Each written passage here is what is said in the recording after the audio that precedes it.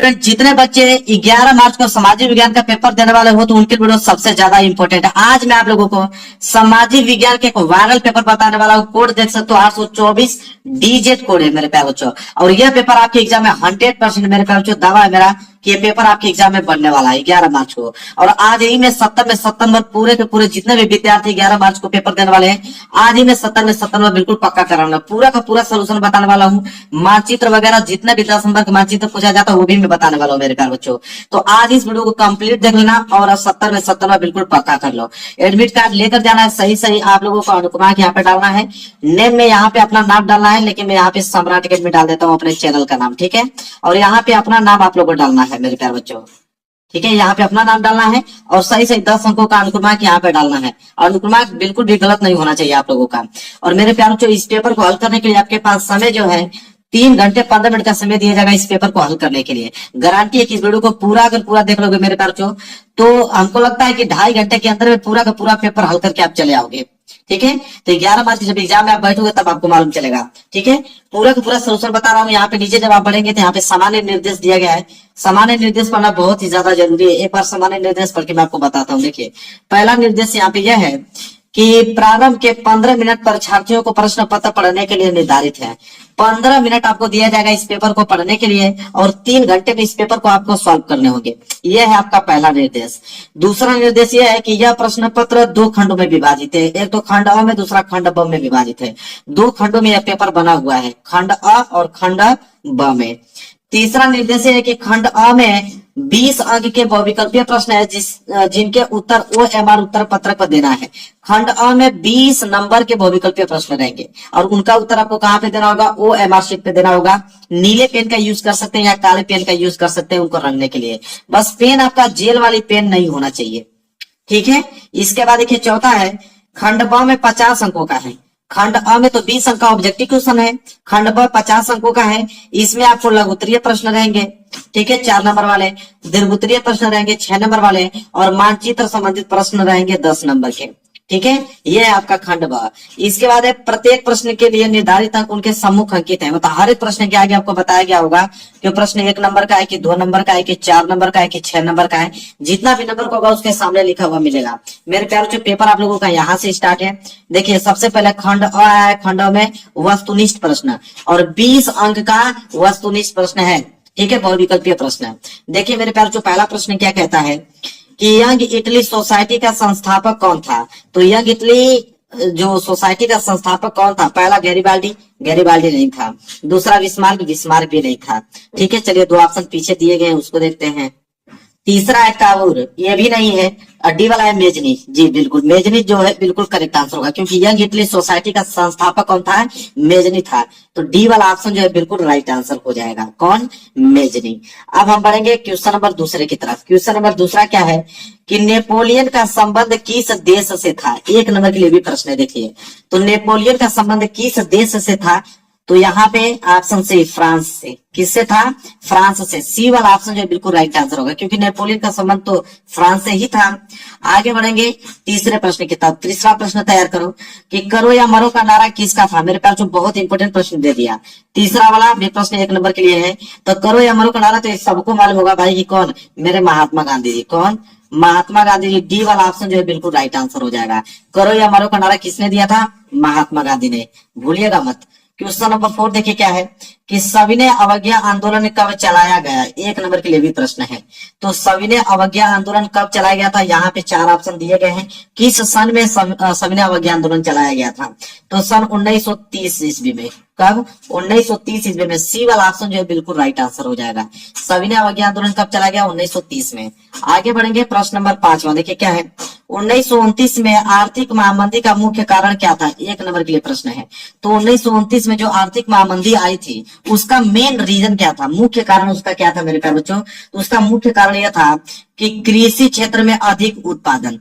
कृषि क्षेत्र में अधिक उत्पादन। ए वाला ऑप्शन जो है बिल्कुल राइट आंसर हो जाएगा क्वेश्चन नंबर 5 में का। आगे बढ़ते हैं और प्रश्न नंबर 6 देखिए क्या। जल्दी जल्दी पूरा का पूरा प्रश्न याद कर लीजिए मेरे प्यारे। बिल्कुल समय आपके पास नहीं है, ये पेपर छपने वाला है और 70 में 70 नंबर आज पूरा पक्का आप लोगों का। हर एक विषय में 70 में 70 नंबर लेकर आओगे। क्या है कि प्रांतीय प्रशासन का संचालन कौन करता है? ठीक है। तो प्रांतीय प्रशासन का जो संचालन कौन करता है, एक नंबर के लिए प्रश्न है। तो संचालन कौन करता है प्रांतीय प्रशासन का मेरे प्यारे बच्चों, तो वो है मुख्यमंत्री। कौन करते हैं, मुख्यमंत्री करते हैं। बी वाला ऑप्शन जो है बिल्कुल राइट आंसर हो जाएगा, मुख्यमंत्री।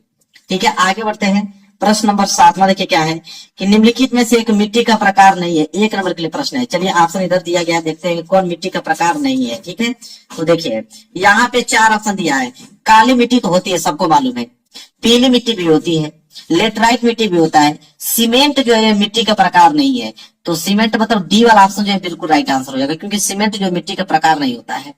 आगे बढ़ेंगे, प्रश्न नंबर 8वां देखिए क्या है कि कपास की खेती के लिए कौन सी मृदा उपयुक्त है, एक नंबर के लिए प्रश्न है। तो कपास की खेती के लिए कौन सी मिट्टी जो है अधिक उपजाऊ मानी जाती है, तो इसका राइट आंसर हो जाएगा पहला, काली मिट्टी, क्योंकि काली मिट्टी में जो कपास की खेती होती है बहुत अच्छी होती है। तो ए वाला ऑप्शन जो है बिल्कुल राइट आंसर हो जाएगा। आगे बढ़ते हैं और प्रश्न नंबर 9 देखिए क्या है, कह रहा है कि सलाल बांध किस नदी पर बना है, एक नंबर के लिए प्रश्न मेरे प्यारे बच्चों। तो सलाल बांध किस नदी पर बना है, आपके पास 4 ऑप्शन दिया गया है। तो सलाल बांध जो है वो चिनाब नदी पर बना है, किस नदी पे, चिनाब नदी पर। बी वाला ऑप्शन जो है बिल्कुल राइट आंसर हो जाएगा। तो प्रश्न 9 का बी जो है बिल्कुल करेक्ट आंसर होगा। आगे बढ़ते हैं, प्रश्न नंबर 10वां कह रहा है कि प्रोजेक्ट टाइगर किस वर्ष प्रारंभ किया गया, एक नंबर के लिए प्रश्न है। तो प्रोजेक्ट टाइगर जो है किस वर्ष प्रारंभ किया गया है, तो इसका जो है वो सन 1973 ईस्वी में। कब, सन 1973 ईस्वी में। ए वाला ऑप्शन जो है बिल्कुल राइट आंसर हो जाएगा, सन 1973 में। आगे बढ़ते हैं, प्रश्न नंबर 11 निम्नलिखित में से किसे औसत आय भी कहते हैं, एक नंबर के लिए प्रश्न, आप बहुत इंपॉर्टेंट प्रश्न दे दिया। तो निम्नलिखित में से किसे औसत आय भी कहते हैं, तो औसत आय जो होता है मेरे प्यारे बच्चों, प्रति व्यक्ति आय को, किसे प्रति व्यक्ति आय को औसत आय भी कहा जाता है। सी वाला ऑप्शन जो है बिल्कुल राइट आंसर हो जाएगा, प्रति व्यक्ति आय को हम औसत आय भी कहते हैं। आगे बढ़ते हैं, प्रश्न नंबर 12वां देखिए क्या है, कह रहा है कि कौन सा क्षेत्र सबसे अधिक रोजगार देता है। तो कौन सा क्षेत्र जो है वो सबसे अधिक रोजगार देता है, एक नंबर के लिए भी प्रश्न है। तो प्राथमिक क्षेत्र, प्राथमिक क्षेत्र जो है वो सबसे अधिक रोजगार देता है। ए वाला ऑप्शन जो है बिल्कुल राइट आंसर हो जाएगा, प्रश्न नंबर 12 का ए। क्लियर है, चलिए आगे बढ़ते हैं प्रश्न नंबर 13 की तरफ। देखिए मेरे प्यारे बच्चों, अगला प्रश्न है प्रश्न नंबर 13वां। प्रश्न नंबर 13वां है कि निम्नलिखित में से कौन सा संघीय सूची का विषय है। अब एक नंबर के लिए प्रश्न है, संघीय सूची का विषय इन 4 ऑप्शनों में से बताना है कि संघीय सूची का विषय इन 4 ऑप्शनों में से कौन है। वह है आपका रक्षा, क्या है, रक्षा। सी वाला ऑप्शन जो है बिल्कुल राइट आंसर हो जाएगा, क्योंकि संघीय सूची का विषय होता है रक्षा। आगे बात करते हैं प्रश्न नंबर 15 कि विभिन्न स्तरों पर सत्ता का बंटवारा कहलाता है, एक नंबर के लिए भी प्रश्न पूछा गया है। तो विभिन्न स्तरों पर सत्ता का जो बंटवारा कहलाता है उसे हम क्या कहते हैं, उसे हम लोग संघीय सरकार कहते हैं। क्या कहते हैं, संघीय सरकार। विभिन्न स्तरों पर सत्ता का बंटवारा कहलाता है संघीय सरकार। सी वाला ऑप्शन जो है बिल्कुल राइट आंसर हो जाएगा। आगे बढ़ते हैं मेरे प्यारे बच्चों, अगला प्रश्न देख लीजिए। प्रश्न नंबर 15 क्या है कि निम्न में से संख्यात्मक शासन कहाँ नहीं है, एक नंबर के लिए प्रश्न है। तो कहाँ पे संख्यात्मक शासन नहीं है यह बताना है। तो वह है आपका श्रीलंका में। श्रीलंका में जो है वो संख्यात्मक शासन नहीं है। बी वाला ऑप्शन जो है बिल्कुल राइट आंसर हो जाएगा, 15 का बी। आगे बढ़ते हैं, अगला प्रश्न देखिए, प्रश्न नंबर 16 क्या है। प्रश्न नंबर 16 है कि सुंदरवन राष्ट्रीय पार्क किस राज्य में स्थित है, एक नंबर के लिए प्रश्न है। तो सुंदरवन राष्ट्रीय पार्क जो है किस राज्य में स्थित है, 4 ऑप्शन आपके पास दिया गया है। पश्चिम बंगाल। कहाँ पे मेरे प्यारे बच्चों, पश्चिम बंगाल में स्थित है। सुंदरवन राष्ट्रीय पार्क किस राज्य में स्थित है, पश्चिम बंगाल में। सी वाला ऑप्शन जो है इसका बिल्कुल करेक्ट आंसर हो जाएगा। आगे बढ़ते हैं, अगला प्रश्न है प्रश्न नंबर 17 कह रहा है कि निम्नलिखित में से कौन सा विकसित देश है, एक नंबर के लिए प्रश्न है। 4 देशों का नाम दिया गया है, इन 4 देशों में से बताना कि कौन सबसे विकसित देश है। तो वह है आपका फ्रांस। फ्रांस जो है ब्राजील, भारत, बांग्लादेश की अपेक्षा सबसे विकसित देश है। सी वाला ऑप्शन जो है बिल्कुल राइट आंसर हो जाएगा। इसके बाद देखिए 18वां प्रश्न क्या है कि औपचारिक ऋण सबसे अधिक किस वर्ग के लोगों को मिलता है, एक नंबर के लिए प्रश्न है। तो औपचारिक ऋण सबसे अधिक किस वर्ग के लोगों को मिलता है, समृद्ध परिवार जी नहीं, गरीब परिवार। तो गरीब परिवार को वैसे भी कोई आपको ऋण नहीं देगा, क्योंकि वो जानता है कि वो चुका ही नहीं पाएगा। इसके बाद ऑप्शन डी अमीर, बिल्कुल अमीर परिवार को। कोई भी मेरे प्यार बच्चों जो औपचारिक ऋण होता है वो अमीर परिवार को ही दिया जाता है, क्योंकि उनको मालूम होता है कि बाद में हमको दे सकते हैं, क्योंकि उनके पास इनकम होता है। इसके बाद 19वां प्रश्न देखिए क्या है कि निम्न में से किसको कृषि एवं सहायक क्षेत्र भी कहते हैं, एक नंबर के लिए प्रश्न है। तो 4 ऑप्शनों से बताना कि किसको कृषि एवं सहायक क्षेत्र के नाम से भी जाना जाता है। वो है आपका प्रारंभिक क्षेत्र, क्योंकि प्रारंभिक क्षेत्र को हम लोग यहाँ पे कृषि क्षेत्र भी और सहायक क्षेत्र भी कहते हैं। तो ए वाला ऑप्शन जो है बिल्कुल राइट आंसर हो जाएगा, प्रारंभिक क्षेत्रक। क्लियर है। चलिए आगे बढ़ते हैं। 20वां प्रश्न ऑब्जेक्टिव का लास्ट प्रश्न है कि एक मार्क किन वस्तुओं के लिए प्रमाणिक चिन्ह है। 1 नंबर के लिए प्रश्न है। तो सबको मालूम है कि एक मार्क जो होता है किन वस्तुओं के लिए प्रमाणिक चिन्ह है, वह है आपका खाद्य पदार्थों के लिए। किसके लिए? खाद्य पदार्थों के लिए। डी वाला ऑप्शन जो है बिल्कुल राइट आंसर हो जाएगा। क्लियर है। तो 20 के 20 ऑब्जेक्टिव क्वेश्चन बता दिया और 20 के 20 ऑब्जेक्टिव क्वेश्चन बिल्कुल एग्जाम में सही होना चाहिए, एक भी प्रश्न छोड़ना नहीं चाहिए आपको। इसके बाद हम सोल्यूशन बताने वाला है खंड ब का। खंड ब में मेरे प्यार वर्णनात्मक प्रश्न है और सबसे पहले यहाँ पे दिया है मेरे प्यार लघुत्तरीय प्रश्न।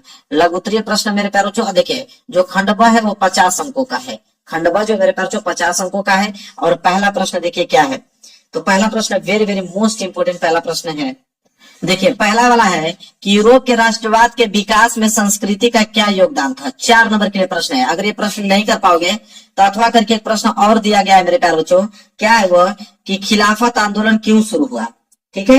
तो खिलाफत आंदोलन क्यों शुरू हुआ, यह भी प्रश्न 4 नंबर के लिए है। तो दोनों में से कोई भी एक प्रश्न का उत्तर दोगे 4 नंबर मिलेगा आपको। मैं पहला वाला का उत्तर बताता हूँ, ये एग्जाम में लिख के चले आइएगा। यूरोप में राष्ट्रवाद के विकास में संस्कृति का क्या योगदान था, इसका मैं उत्तर बताता हूँ और यही एग्जाम में लिख के आपको आना है। देखिए मैंने लिखा है लघुत्तरीय प्रश्न। लघुत्तरीय प्रश्न पहला वाला। आप उत्तर में क्या लिखोगे, देखिए उत्तर लिखना स्टार्ट ऐसे करोगे। आप लिखोगे मेरे प्यारे बच्चों कि यूरोप में राष्ट्रवाद के विकास में संस्कृति के योगदान को निम्नलिखित उदाहरणों से समझा जा सकता है। ठीक है। किन किन उदाहरणों से समझा जा सकता है मेरे प्यारे बच्चों, तो देखिए पहला हम लोग लिखेंगे प्रथम उदाहरण। उसका प्रथम उदाहरण लिखेंगे कि प्रथम उदाहरण के रूप में हम रूमानीवाद नामक सांस्कृतिक आंदोलन को ले सकते हैं। रूमानीवाद एक ऐसा सांस्कृतिक आंदोलन था जो विशिष्ट प्रकार की राष्ट्रीय भावना का विकास करना चाहता था। यह इसका प्रथम उदाहरण से मैंने इसको समझा। फिर हम डालेंगे द्वितीय उदाहरण। फिर लिखेंगे हम लोग कि द्वितीय उदाहरण के रूप में हम किसको लेंगे, हम क्षेत्रीय बोलियों को ले सकते हैं। क्षेत्रीय बोलियां राष्ट्र निर्माण में महत्वपूर्ण भूमिका का निर्वाह करती थी क्योंकि यही यथार्थ रूप में आधुनिक राष्ट्रवादियों के संदेश को अधिक से अधिक लोगों तक पहुंचाती थी जो अधिकांशतः निरक्षर थे। इसके बाद हम तृतीय उदाहरण में किसको लेंगे, तो तृतीय उदाहरण के रूप में हम संगीत को ले सकते हैं क्योंकि कैरोल कुर्पेस्की एक पोलिश नागरिक ने राष्ट्रीय संघर्ष का अपने ऑपेरा में संगीत के रूप में गुणगान किया और पोलेनेस और माजुराला जैसे लोक नृत्यों को राष्ट्रीय प्रतीकों में क्या किया, बदल दिया। ठीक है। तो 3 उदाहरणों के माध्यम से हम इसको क्या किए हैं, यूरोप में राष्ट्रवाद के विकास के संस्कृति में क्या योगदान था, उनको 3 उदाहरणों से हमने समझा। यही 3 उदाहरण आप लिख दोगे, 4 नंबर आपको फिक्स है मेरे प्यारे बच्चों, कोई रोक नहीं सकता है। क्लियर है। चलिए इसके बाद हम बात करते हैं यहाँ पे क्वेश्चन नंबर दूसरे को लेकर। देखिए क्वेश्चन नंबर दूसरा क्या है। क्वेश्चन नंबर दूसरा की स्थानीय सरकारों के महत्व का वर्णन कीजिए। ठीक है। तो स्थानीय सरकारों के महत्व को वर्णन कीजिए, यह है 4 नंबर के लिए प्रश्न। ठीक है। अगर ये नहीं कर पाते हो तो अथवा करके प्रश्न दिया है कि सामाजिक अंतर कब और कैसे सामाजिक विभाजनों का रूप ले लेता है। ठीक है। यह प्रश्न है मेरे प्यारे बच्चों 4 नंबर के लिए। तो मेरे प्यारे बच्चों इसमें मैं पहला वाला बता देता हूँ, ये वाला स्थानीय सरकारों के महत्व का वर्णन। इसका सॉल्यूशन बता देता हूँ, एग्जाम में यही लिख के आपको आना है। ठीक है। और कितने नंबर का है, 4 नंबर का है। तो चलिए फटाफट इसको नोट कीजिए। इसका आंसर आप कैसे नोट करोगे, देखिए प्रश्न नंबर दूसरा का उत्तर लिखोगे कि जब केंद्र और राज्य सरकारों से शक्तियां लेकर स्थानीय सरकारों को दी जाती है तो इसे हम सत्ता का विकेंद्रीकरण कहते हैं। इसमें तीसरे स्तर को स्थानीय शासन कहा जाता है और स्थानीय शासन का महत्व निम्नलिखित है। कौन कौन निम्नलिखित है, देखिए पहला लिखेंगे हम कि अनेक समस्याओं का निपटारा जो है स्थानीय स्तर पर ही बढ़िया ढंग से हो सकता है क्योंकि लोगों को अपने इलाके की समस्याओं की बेहतर क्या होती है, समझ होती है। ठीक है। यह पहला पॉइंट हम डाल के लिखे। इसके बाद हम लिखेंगे मेरे प्यारे दूसरा पॉइंट। क्या लिखेंगे, दूसरा पॉइंट। देखिए दूसरा पॉइंट में हम लोग लिखेंगे इधर कि लोगों को इस बात की भी जानकारी होती है कि पैसा कहाँ खर्च किया जाए और चीजों का अधिक कुशलता से उपयोग किस तरह किया जा सकता है। इसके बाद दूसरी हेडिंग के बाद हम तीसरा पॉइंट डालेंगे कि स्थानीय स्तर पर लोगों को फैसलों में सीधे भागीदार बनाना भी संभव हो जाता है। इससे लोकतांत्रिक भागीदारी की आदत पड़ती है। इस प्रकार स्थानीय सरकारों की स्थापना स्वशासन के लोकतांत्रिक सिद्धांत को वास्तविक बनाने का सबसे अच्छा क्या है, तरीका है। बस 3 पॉइंट आपको लिखना है, 4 नंबर आपको दे दिया जाएगा। क्लियर है मेरे प्यारे, प्रश्न नंबर दूसरा का भी उत्तर बता दिया और 4 नंबर क्या हो गया, क्लियर हो गया आपका। देखिए अब हम बात करेंगे तीसरा प्रश्न। तीसरा प्रश्न क्या है कि भारत में भूमि उपयोग के प्रमुख प्रारूपों की विवेचना कीजिए। 4 नंबर के लिए प्रश्न है। अगर ये नहीं कर पाते हैं तो अथवा करके एक प्रश्न और दिया है कि संसाधन नियोजन की आवश्यकता क्यों पड़ती है और इस हेतु कोई 3 उपाय बताइए। मैं यही प्रश्न आपको बताने वाला हूँ, बहुत इंपॉर्टेंट प्रश्न है, ठीक है, कि संसाधन नियोजन की आवश्यकता क्यों पड़ती है, इस हेतु कोई 3 उपाय बताइए। 4 नंबर मिलेगा। 3 उपाय पे 3 नंबर और संसाधन नियोजन किसे कहते हैं उस पे 1 नंबर, 4 नंबर आपको मिलेगा। चलिए फटाफट इसका उत्तर आप नोट कीजिए जल्दी से। देखिए मैं लिख लेके आया भी हूँ कि तीसरे का अथवा का उत्तर है, हम लोग लिखेंगे कि संसाधनों के विवेकहीन और अति उपयोग के कारण संसाधन नियोजन की आवश्यकता पड़ती है। इस हेतु 2 उपाय निम्नवत है। 2 उपाय नहीं, यहाँ पे मैंने 4 लिखा हूं, ठीक है। यहाँ पे आप लिख दीजिएगा कि 4 उपाय, 3 ही पूछा लेकिन मैं एक एक्स्ट्रा बताने वाला हूँ आपको। देखिए कैसे। पहला लिखिए क्या कि देश के विभिन्न प्रदेशों में संसाधनों की पहचान और उसकी तालिका तैयार करना, यह पहला उपाय हो गया। दूसरा उपाय है कि राष्ट्रीय विकास योजनाओं तथा संसाधन विकास योजनाओं के मध्य समन्वय स्थापित करना, यह क्या है, दूसरा उपाय। तीसरा उपाय आप कह सकते हो कि उपयुक्त जो उपयुक्त प्राद्योगिक हैं उनके कौशल तथा संस्थागत नियोजन ढांचे को तैयार करने के लिए संसाधन विकास योजनाएं लागू करना। चौथा जो उपाय है कि क्षेत्रीय सर्वेक्षण के साथ मानचित्र बनाना तथा संसाधनों की गुणवत्ता एवं मात्रात्मक प्रवृत्तियों का अनुमान लगाना तथा उसका मापन करना।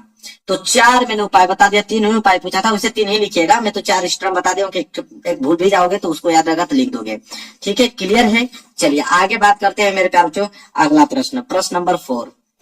प्रश्न नंबर 4 क्या है उसको ध्यान से देखिए।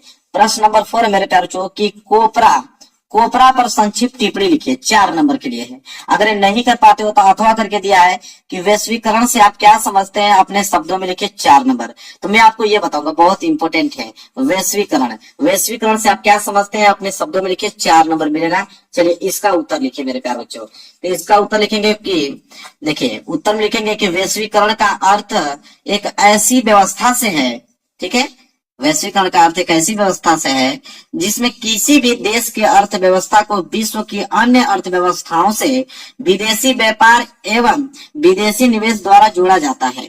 वैश्वीकरण के कारण आज विश्व में विभिन्न देशों के बीच वस्तुओं, सेवाओं, तकनीकी तथा श्रम का आदान प्रदान हो रहा है और इस कार्य में बहुराष्ट्रीय कंपनियां बड़ी महत्वपूर्ण भूमिका निभाती हैं जब वे अपनी इकाइयां संसार के विभिन्न देशों में क्या करती हैं, स्थापित करती हैं। बस ये इतना ही आपको लिखना है। 4 नंबर भाई आपका क्या हो गया, फिक्स हो गया। एग्जाम में इतना ही लिख के आपको आना है।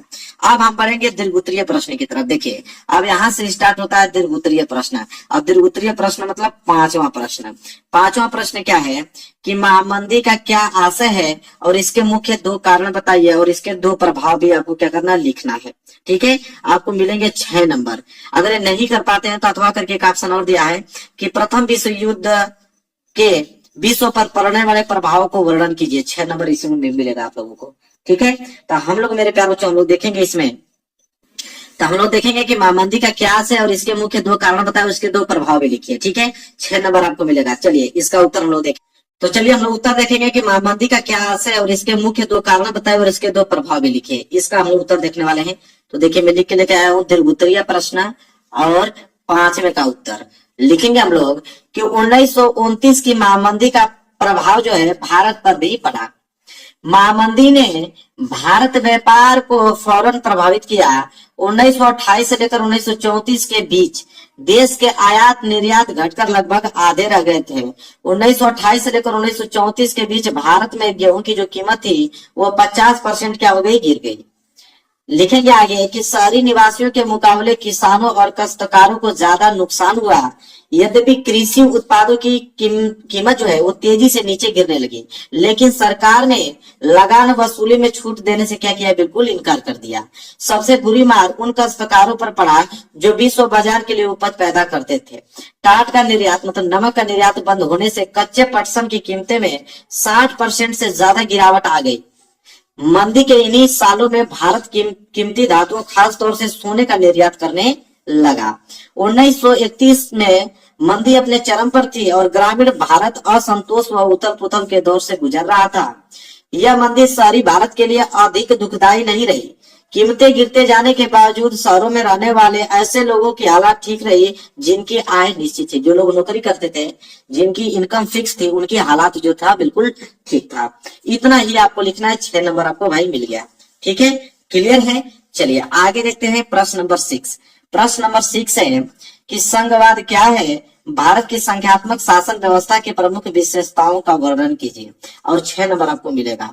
यह प्रश्न नहीं कर पाते हैं तो अथवा करके दिया है कि नारीवाद का क्या अभिप्राय है और भारत की विधायिकाओं में महिलाओं के प्रतिनिधित्व की स्थिति पर प्रकाश डालिए। 6 नंबर इस पर भी मिलेगा। तो मैं आपको बता देता हूँ संघवाद क्या है, भारत की संख्यात्मक शासन व्यवस्था की प्रमुख विशेषताओं का वर्णन कीजिए। और यही एग्जाम में आपको लिख के लेके आना है। और 6 नंबर आपके क्या हो जाएंगे मेरे प्यार बच्चों, बिल्कुल फिक्स। ठीक है, चलिए कैसे इसका उत्तर लिखेंगे जल्दी से आप इसको नोट कीजिए। उत्तर में सबसे पहले तो आप में रेडिंग डालोगे संघवाद। संघवाद डालने के बाद लिखोगे इसमें कि संघवाद सरकार का एक प्रारूप है जिसमें सर्वोच्च सत्ता केंद्रीय प्राधिकार और उसकी विभिन्न आनुवंशिक इकाइयों के बीच बट जाती है।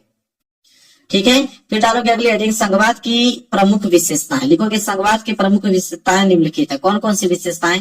पहला विशेषता लिखोगे इसमें मेरे प्यारे बच्चों, क्या लिखोगे कि यहाँ सरकार 2 या अधिक स्तरों वाली होती है। दूसरा लिखोगे कि अलग अलग स्तर की सरकारें एक ही नागरिक समूह पर शासन करती हैं, पर कानून बनाने कर अपना अपना अधिकार क्षेत्र होता है। वसूलने और प्रशासन का मतलब कह रहा है कि कर वसूलने के लिए उनका अधिकार जो होता है अलग होता है। ठीक है, यह है दूसरा। इसके बाद तीसरा लिखोगे कि विभिन्न स्तरों की सरकारों के अधिकार क्षेत्र संविधान में स्पष्ट रूप से वर्णित होते हैं, इसलिए संविधान सरकार के हर स्तर के अस्तित्व और प्राधिकार की गारंटी और सुरक्षा देता है। चौथा लिखोगे संविधान के मौलिक प्रावधानों को किसी एक स्तर की सरकार अकेले नहीं बदल सकती। ऐसे बदलाव दोनों स्तरों की सरकारों की सहमति से ही हो सकती है। इसके बाद लिखेंगे पांचवा कि अदालतों को संविधान और विभिन्न स्तर की सरकारों के अधिकारों की व्याख्या करने का अधिकार है और विभिन्न स्तर की सरकारों के बीच अधिकारों के विवाद की स्थिति में सर्वोच्च न्यायालय निर्णायक की भूमिका निभाता है। यह पांचवा हो गया। छठवां लिखोगे कम से कम 6 नंबर का, तो 6 तो लिखना ही पड़ेगा। लिखेंगे कि वित्तीय स्वायत्तता निश्चित करने के लिए विभिन्न स्तर की सरकारों के लिए राजस्व के अलग अलग स्रोत निर्धारित है। और एक मैं एक्स्ट्रा से बता दिया हूं ताकि भूल जाओगे तो लिख लेना कि इस प्रकार संघीय शासन व्यवस्था के दोहरे उद्देश्य हैं कि देश की एकता सुरक्षा करना और उसे बढ़ावा देना तथा इसके साथ ही क्षेत्रीय विविधताओं का पूरा सम्मान करना। ठीक है, चलिए इतना तो कम से कम देखो 6 नंबर का है तो कम से कम 6 पॉइंट 7 पॉइंट तो आपको लिखना ही पड़ेगा, तभी 6 नंबर आपको मिलेगा। आगे बढ़ते हैं। प्रश्न नंबर 6 यहाँ पे कंप्लीट हो गया। प्रश्न नंबर 7 देखिए क्या है। प्रश्न नंबर 7 है कि मृदा अपरदन का क्या अभिप्राय है? इस समस्या के लिए समाधान है तो कोई 4 उपाय समझाइए। 6 नंबर मिलेगा आपको। ठीक है, 4 उपाय में 4 नंबर और मृदा अपरदन क्या है 2 नंबर इस पे मिलेगा। अगर ये नहीं कर पाते तो अथवा करके दिया है कि भारत में विभिन्न समुदायों ने किस प्रकार वनों और वन्य जीवन संरक्षण और रक्षण में योगदान किया है। 6 नंबर इस पे मिलेगा। तो मैं पहला वाला बता देता हूँ आपको कि मृदा अपरदन के क्या अभिप्राय है और इस समस्या के समाधान है तो कोई 4 उपाय बताइए। ठीक है, 6 नंबर आपको मिल जाएगा। तो जल्दी से इसका आंसर आप नोट कीजिए। 7वें का उत्तर मेरे प्यार जो मैं रेडी डालोगे मृदा अपरदन, ये मेन हेडिंग रहेगी। इसके बाद आप लिखोगे इसमें क्या कि मृदा के कटाव और उसके बहाव की प्रक्रिया को मृदा अपरदन कहा जाता है। मृदा के बनने और अपरदन की क्रियाएं आमतौर पर साथ साथ चलती हैं, किंतु विभिन्न मानवीय क्रियाओं से मृदा अपरदन जो है तेजी से होने लगता है और इसके लिए निम्नलिखित कारण उत्तरदायी है। कौन कौन से कारण भाई उत्तरदायी है? पहला होता है भौतिक कारक। मैं भौतिक कारक इसमें लिखेंगे कि मृदा अपरदन के लिए उत्तरदायी मुख्य भौतिक कारक निम्नलिखित हैं। तो देखते हैं कौन से भौतिक कारक निम्नलिखित हैं।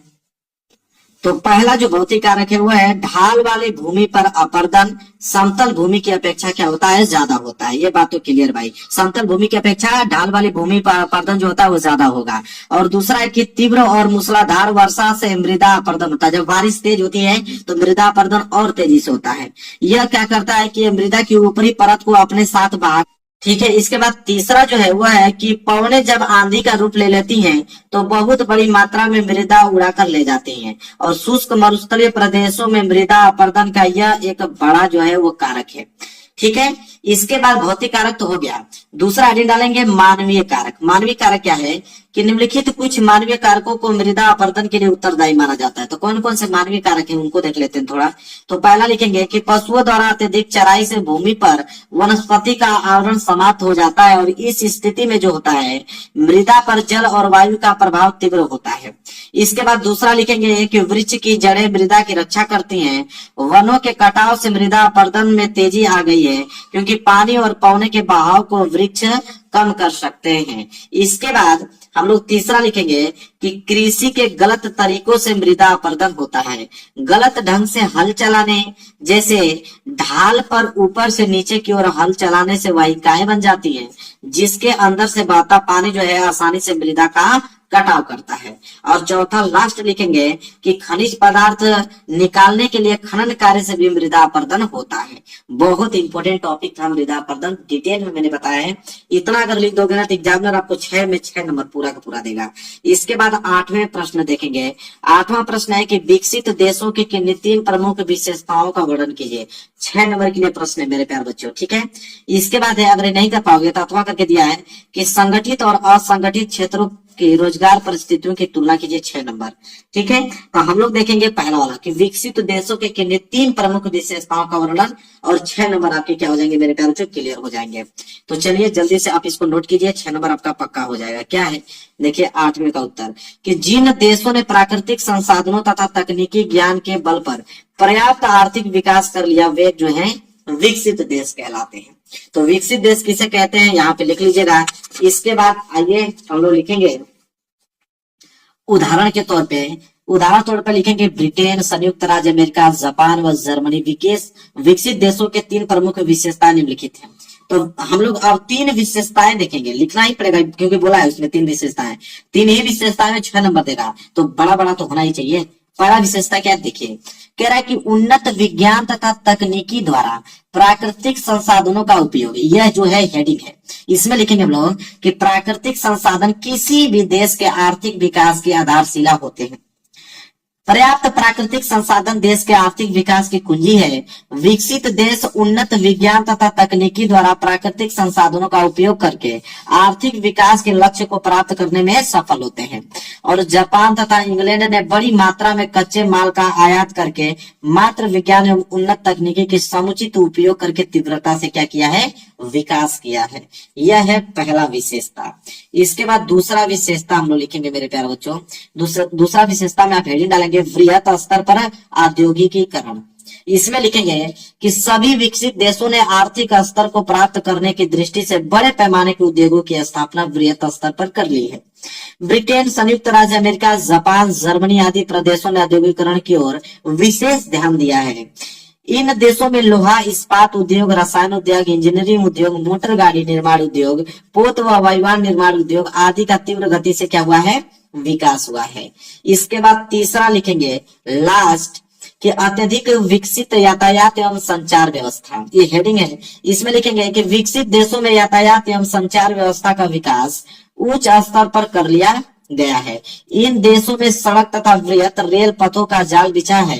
ट्रांस साइबेरियन रेल मार्ग विश्व का सबसे बड़ा लंबा रेल मार्ग है और इन देशों में रेल तथा वायु परिवहन का भी विकास कर लिया गया है। इस जल परिवहन नदियों, झीलों तथा नहरों द्वारा संपन्न होता है। और इसके अतिरिक्त अगर हम बात करें तो स्वचालित मोटर गाड़ियों, विद्युत रेलगाड़ियों, पनडुब्बियों, आधुनिक जलयानों तथा तीव्रगामी हवाई जहाजों ने भी इन देशों के एक दूसरे को निकट ला दिया है। और इन देशों में अधिक संचार संसाधनों का भी अत्यधिक क्या हुआ, विकास हुआ है।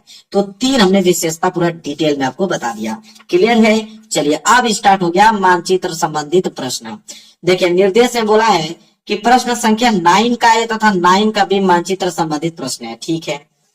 चलिए यहाँ पे हम लोग लिखेंगे कि 9 का ए वाला देखिए क्या है कि निम्नलिखित स्थानों को भारत के दिए गए मानचित्र पर इस चिन्ह द्वारा नाम सहित सही नाम तथा सही अंकन के लिए आधे आधे अंक दिया जाएगा। सही नाम बता देते और सही उसका लोकेशन बता दे तो आधे आधे अंक दिया जाएगा और इस चिन्ह से दर्शाना है, ठीक है।